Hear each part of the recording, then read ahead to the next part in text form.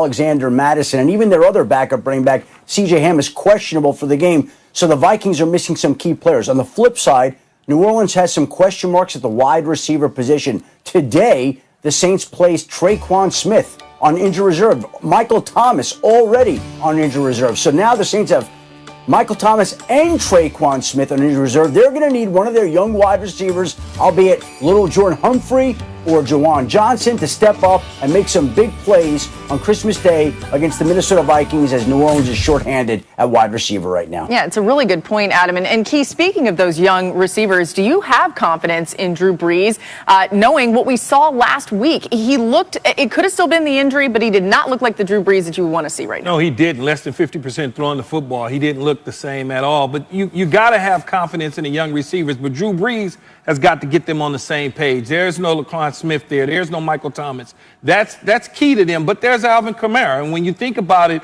you got one of the better players of all the National Football League on your team despite position. Drew Brees has been here before, but that's not important to me. What's important is, can you get over Minnesota spanking that butt the last 3 times out? Can you get over that?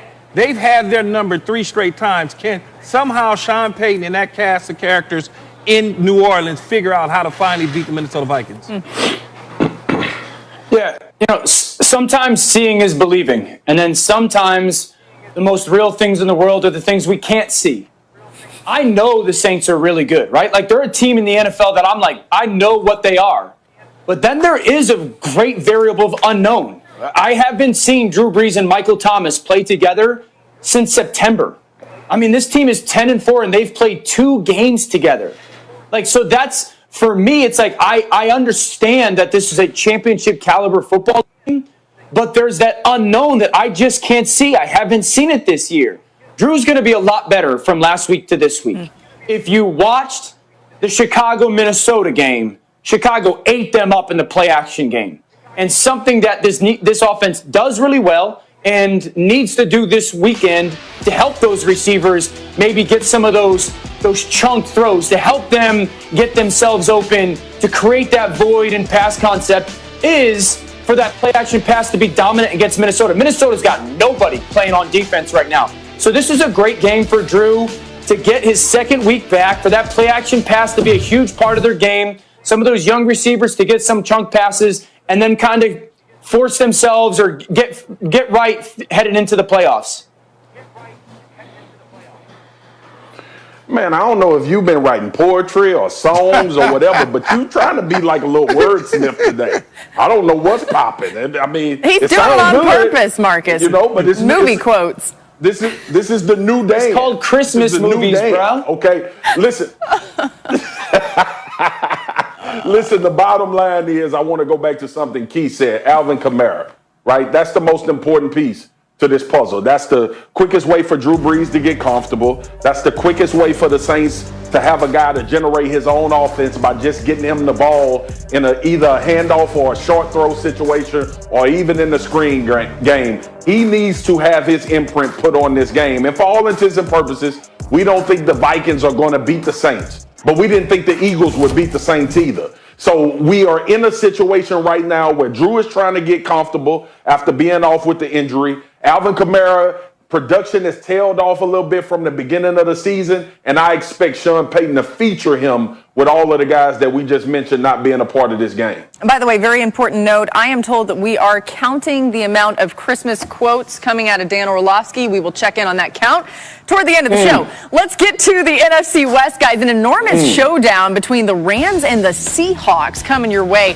And the Rams are still wondering, how did they lose to the Jets? Man, Russell Wilson's season as well has taken a turn that didn't seem possible at some points early on. He was squarely in the MVP conversation. It's real hard to figure out which version of each NFC West team you're going to get each week, to be totally honest. But when they played before, which we can look at that, the Rams pass rush got after Russell Wilson in Week 10, pressuring on a season high 46% of his dropbacks. They did it without blitzing that much, by the way. Against the Rams' standard 4-man pass rush, Wilson completed just 52% of his passes with 2 picks, also posting season lows in QBR and yards per dropback on such plays. So, guys, this is a huge matchup, and we really struggled with our picks here. Everyone kind of going back and forth a little bit and ultimately deciding. All right, Dan's shaking his head. He says he's completely 100% on his pick. So, Dan, who are you taking in this game?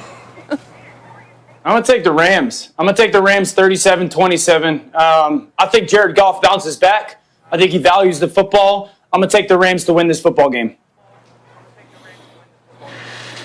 I'm taking the Seattle Seahawks 31-24. Russell Wilson, you got to get DK Metcalf involved. I know what happened last game. I know Jalen Ramsey is on the other side. Figure out a way to get him the ball and let him make plays after the catch. And obviously you have Carson and Carlos Hyde back for this game, which they didn't play in the first game. And I think that run game can do some damage for the Seattle Seahawks and also help Russell Wilson and this offense have a good outing. So I'm going Seattle to win the game. Break the tie. Laura, watching Dan be like matter of fact with this scared me a little bit. I started to change my pick, but I'm gonna still roll with the Rams 31-30. You scared me a little bit, Dan.